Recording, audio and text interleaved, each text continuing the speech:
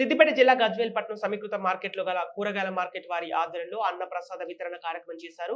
అయోధ్యలో జరిగే శ్రీ బాలరాముని ప్రాణ ప్రతిష్ఠ మహోత్సవం ఎల్ఈడి స్క్రీన్ ద్వారా ప్రత్యక్ష ప్రసారం తిలకించిన తర్వాత మహాహారతి తీసుకొని తీర్థ ప్రసాదం మరియు అన్న ప్రసాదం చేశారు.